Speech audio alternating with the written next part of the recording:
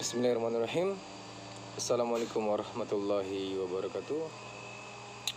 Alhamdulillah kita bisa kembali untuk sama-sama mendengarkan video ini. Dan saya baru pulang dari Polres ataupun dari Provinsi Bengkulu Kabupaten Kaur.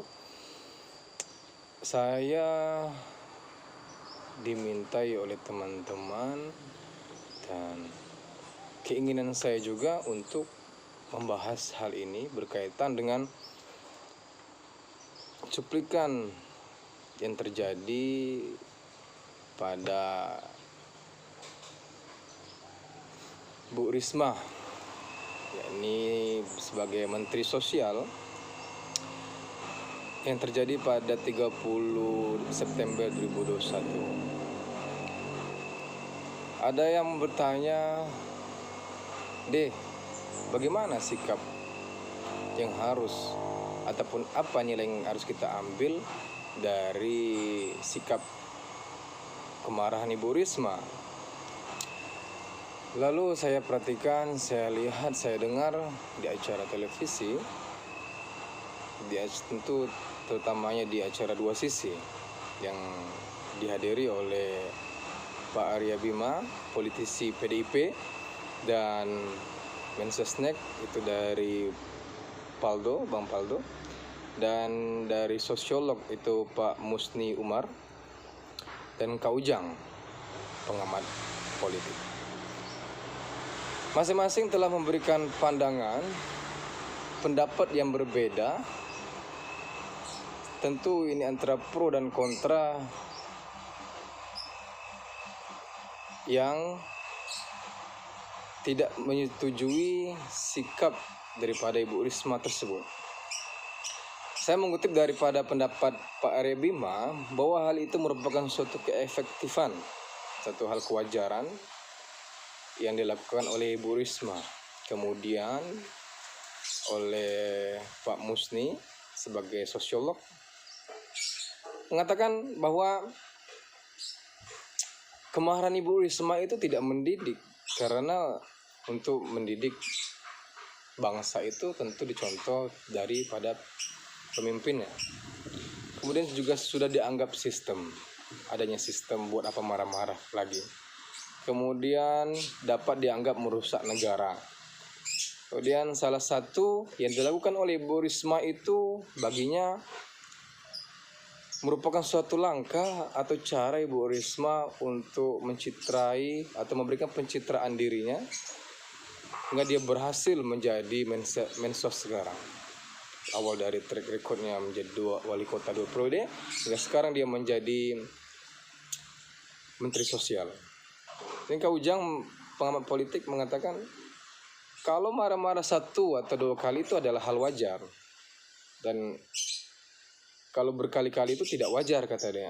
Kemudian menimbulkan kontraproduktif dan sikap yang salah daripada marah-marahnya hingga dia meminta maaf kepada Wati Gorontalo dan dia menangis.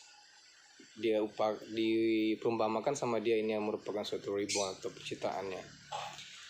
Saya mengamati, saya menilai, saya ingin bertanya kepada Pak Sosiolog, Pak Musni dan Kak Ujang, pengamat politik. Apakah kalian tidak melihat bagaimana kinerja pemerintah kita secara tidak langsung? Ya, kita tidak dapat membuktikan karena ini adalah dalam lingkup sosial yang kita hadapi tanpa pembuktian, yang ada kita hadapi dengan adaptasi kita bagaimana.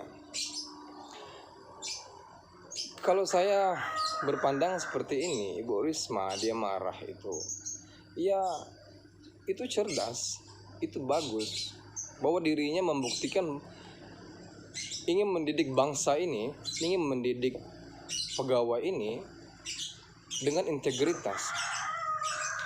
Integritas kan merupakan suatu nilai, sikap yang harus dimiliki oleh setiap aparat negara, pejabat negara, aparatur sipil negara. Itu terdiri dari nilai inti, etos kerja, dan nilai sikap. Tentu dalam hal ini Ibu Risma mendidik dia dalam hal kejujuran, kedisiplinan, dan pertanggungjawaban.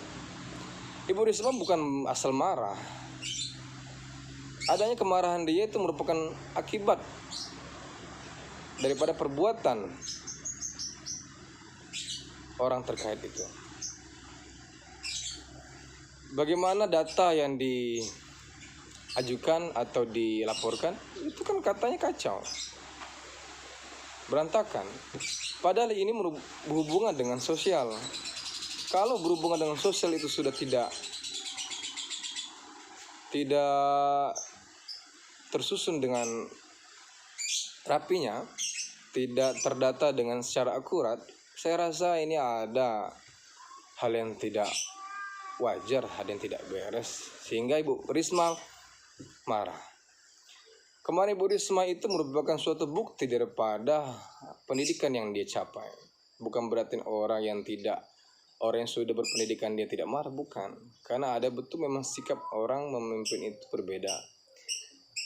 3 poin yang dibuktikan sama Ibu Risma dari dia wali kota dengan dia mensos sekarang. Itu adanya beliau memiliki sikap kecerdasan intelektual, kecerdasan spiritual, dan kecerdasan emosional. Dari sikap marah beliau membuktikan bahwasanya adanya sikap kecerdasan emosional beliau. Karena 1, 2, 3 kali beliau marah, itu merupakan adanya suatu kinerja yang tidak bagus, tidak baik daripada stafnya, bawahannya, dan kinerja daripada lingkupnya. Beliau ini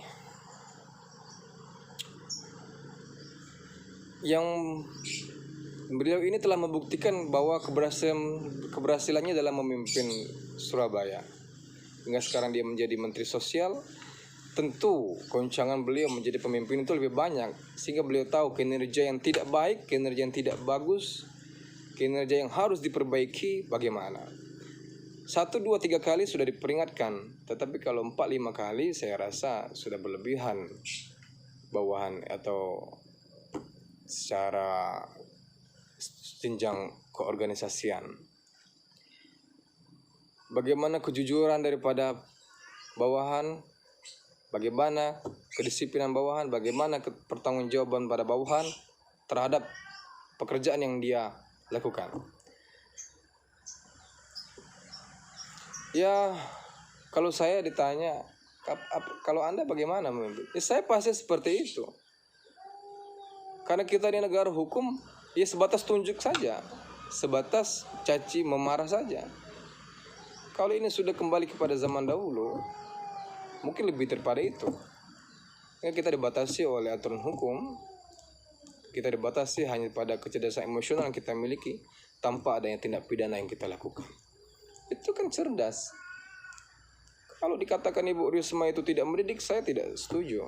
Ibu Risma 1, 2 kali marah saja cukup, itu tidak setuju saya. Karena beliau sekarang menjabat sebagai Menteri Sosial, tentu kinerja beliau akan dilihat lagi oleh seluruh warga negara Indonesia. Terkait dengan beliau menangis atau beliau minta maaf, itu suatu contoh suri tauladan beliau.